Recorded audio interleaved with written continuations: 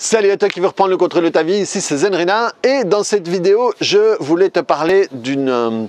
c'est une vidéo que j'avais fait, une de mes premières vidéos et c'est un truc, j'en ai parlé, je l'ai expliqué dans la formation de TPE que j'ai donnée et je me suis dit que j'allais refaire une vidéo là-dessus parce que voilà, il y a plein, depuis ce moment-là, j'ai plein de nouvelles personnes qui me suivent et on va pas spécialement voir toutes les vidéos des chaînes à qui on s'abonne.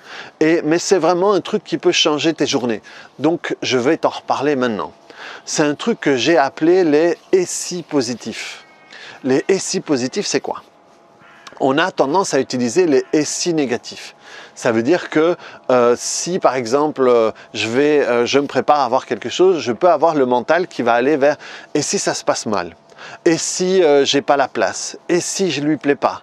Et si il n'y a pas ce que je cherche? Et si finalement c'est pas aussi bien ?» Et on peut avoir tendance à faire ça inconsciemment. Et si ça se passait mal? Et si le voyage de ton enfant ou quoi que ce soit se passait mal? Et si les examens que vont passer ton partenaire ou ta mère se passaient mal? Et le problème, c'est que quand tu fais ça, tu vas commencer à visualiser à quel point ça pourrait mal se passer. On va faire ça, on peut faire ça quand on est parent avec les enfants ou avec nos parents quand ils sont pas bien. Et tout d'un coup, on peut se retrouver à un moment en train de visualiser l'enterrement de quelqu'un qu'on aime ou comme le chômage si la boîte dans laquelle je travaille part en vrille. Et donc, si tu reviens dans quelques vidéos que j'expliquais où je te disais que le moment présent ici, ce que tu vis maintenant, c'est ce qui va définir comment tu vas vivre demain. Et donc, si aujourd'hui, je suis occupé à bouffer de la merde sur un hypothétique futur négatif que j'ai inventé en partant d'un essai négatif, eh bien, tu es en train de charger ce moment-ci, tu es en train de définir l'adresse de ton GPS vers le futur à partir d'un truc qui n'existe absolument pas. Que tu ne sais absolument pas s'il va se passer comme ça, c'est juste ton Google interne qui a juste suivi ce que tu as demandé. Parce que c'est ça le truc. Le truc, c'est que ton mental, Google à côté de ton mental, c'est de la gnognotte. Et il fonctionne de la même manière. Si dans Google, je mets, je sais pas moi, la définition de la science thermonucléaire ou de quoi sont constituées des crottes de nez, eh bien, Google, il s'en fout, il ne juge pas. À partir du moment où je mets Enter, il va m'envoyer toutes les réponses, tous les liens, toutes les vidéos, toutes les images connectées à la question que tu poses. Eh bien, ton mental, c'est pareil. Ton mental, ton inconscient, il ne juge pas la question que tu poses. Si je me dis... comment est-ce que ce serait si, je sais pas moi, si mon frère meurt, qu'est-ce que je sentirais? J'ai pas de frère, enfin, et donc je vais commencer à imaginer ça. Par contre, si je dis tiens, comment est-ce que ce serait plus tard quand mon fils sera grand et il aura sa famille et j'aurai des petits-enfants, et je peux là m'imaginer avec un petit-fils que je vais prendre et que ça va me faire penser quand mon fils était petit et que peut-être mon fils sera content de voir son fils avec son papa et tout ça. Et là, je peux tout d'un coup avoir des choses positives à l'intérieur de moi. Simplement en mettant une idée, une pensée, une phrase dans le champ de mon mental et que j'ai appuyé sur Enter. Ce qui veut dire, quand tu es occupé à dire « et si blablabla négatif », tu vas aller dans des images qui vont définir l'adresse de ton GPS aujourd'hui par rapport à éventuellement ce qui peut arriver demain. Et donc, si dans ces moments-là, ou même dans d'autres moments, dans des moments où tu as envie de te motiver et vraiment de vivre des choses plutôt positives, tu peux utiliser les « et si » positifs.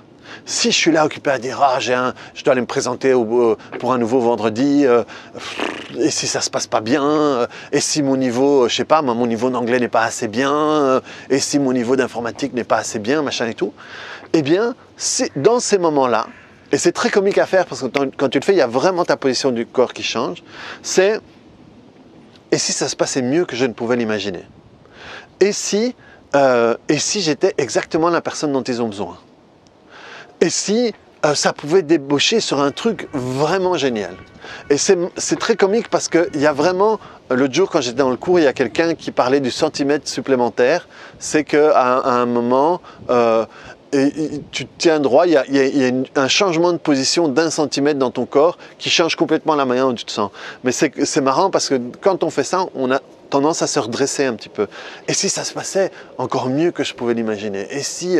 Et en réalité, je change les questions que je pose à mon Google interne et donc je change la manière dont je me sens.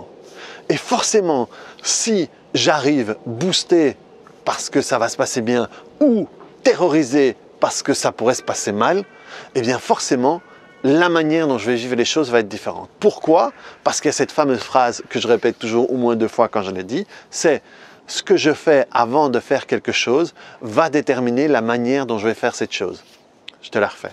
Ce que je fais avant de faire quelque chose, donc avant, ça veut dire et si ça se passait mal, va définir la manière dont cette chose va se passer. Ça veut dire que si j'arrive en disant, c'est presque comme si j'allais vendre un truc en disant, vous n'avez pas envie de m'acheter ça, n'est-ce pas? Ça n'a pas de sens. Et par contre, si je suis persuadé que la personne va acheter, eh bien là, je vais y aller, je vais être motivé. Que ça se passe ou pas, je m'en fous. Ce qui est important, c'est que moi, je puisse le faire de la meilleure manière possible pour moi. Parce que c'est là que je vais apprendre, c'est là que je vais me proposer moi. Et rappelle-toi, si c'est la vidéo recyclage des vieux trucs, c'est pas des vieux trucs parce que ça sert, mais je les ai dit dans les anciennes vidéos, c'est être toi, c'est gagner à chaque fois.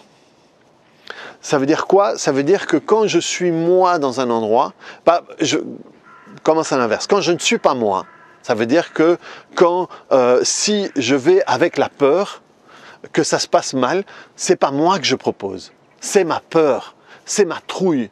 C'est ma trouille qui est connectée peut-être à mon rejet, peut-être à mes échecs ou quoi que ce soit. Et donc en réalité, ce que je présente, c'est ça, c'est pas moi. Et donc, quand je vais présenter ça, je vais être moi dans l'observation de l'autre. Ça veut dire que je vais essayer de me comporter de la manière dont j'imagine qu'il voudrait que je sois. Ça veut dire qu'à un moment, je me dis, il y aura plus tendance à engager quelqu'un qui sera comme ça.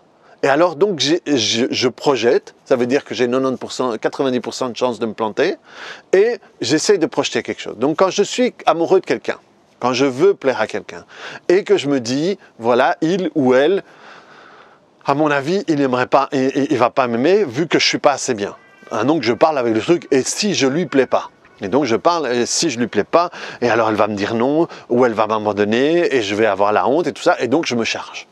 Et donc je me dis, voilà, quand je vais la voir, j'essaie de juger comment est-ce qu'elle voudrait que je sois pour lui plaire. Et donc à ce moment-là, à un moment, je présente un espèce d'avatar, qui n'est pas moi, qui est un avatar que j'ai imaginé et projeté. Et le problème, c'est qu'il y a 2 grandes possibilités qui vont se dégager, c'est que ou cet avatar va lui plaire, et donc en réalité, c'est pas moi que cette personne apprécie, mais c'est cet avatar. Ça veut dire que tout le temps, je vais devoir faire semblant d'être cette personne-là pour être aimé ou pour être accepté ou quoi que ce soit. Donc, à l'intérieur de moi, si je dois être quelqu'un d'autre pour être apprécié, ça présuppose quoi? Ça présuppose que je ne suis pas appréciable. Ou la personne n'aime pas l'avatar que je lui propose, et le problème c'est qu'en réalité, c'est pas moi qu'elle n'aime pas, c'est cette espèce d'avatar.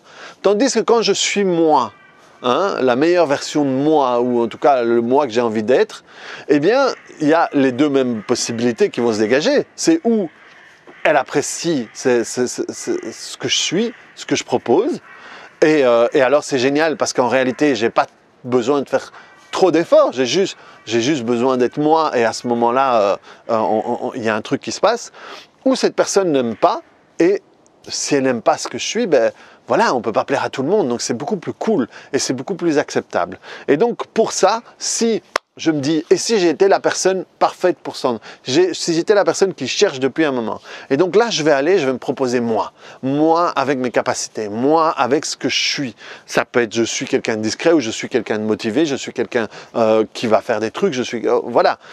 Juste me proposer moi. Et, et donc, en utilisant les « et si » positifs, à ce moment-là, c'est chouette pour te préparer à faire quelque chose ou pour changer le mauvais film qu'il y a sur ton Netflix interne. Et donc, c'est super, super pratique, c'est pas cher et ça peut rapporter gros et c'est vraiment instantané.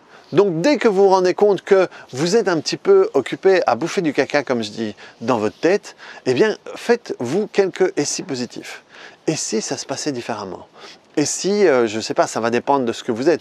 Et si finalement, voilà, je me fais des histoires et que ça va bien se passer. Et si l'opération de ma mère se passait super bien.